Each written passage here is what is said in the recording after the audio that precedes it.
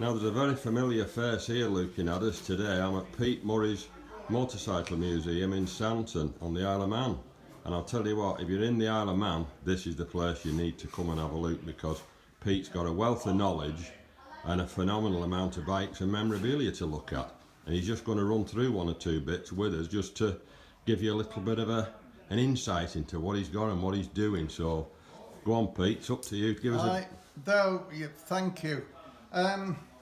This bike here has been coppered, but the fellow wanted it coppered. It should be black originally, but the tank's missing because I've loaned the tank to a friend of mine to race in the Manx Grand Prix, John Chapman's Norton.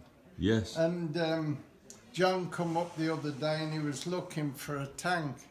And he knew bloody well where there was a tank, because he said, "You little sod, I'm going to borrow that one."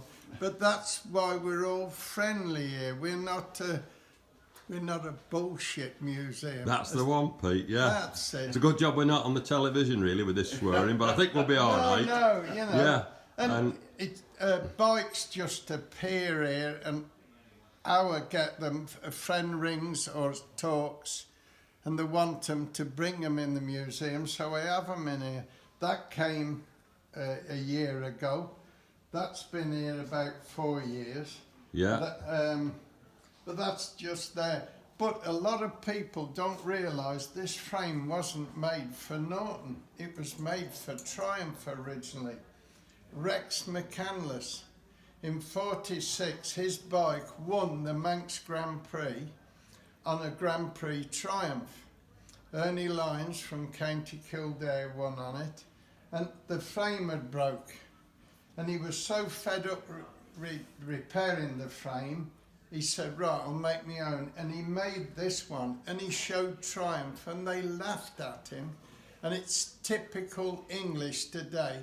If you haven't got O-levels, A-levels, been to college or university, you're a prat. But this prat here, Rex, designed the featherbed, the kneeler, all sidecar men kneel. Eric Oliver copied his.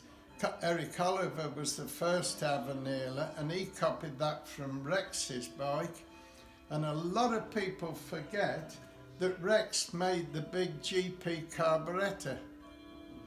And people have said, no, he only made frames. No, he worked 4 years or 5 years with the man who won in 1921, the sidecar, Freddie Dixon, and he was famous for sidecar carburettors. Yeah, well, I'll tell you what, Pete, that's really interesting, but you don't want to tell us everything now, because we want people to come here and have a look, and then you can tell them. Yeah. So what we'll do, we'll just shut this one down now, and we'll do another video of something else.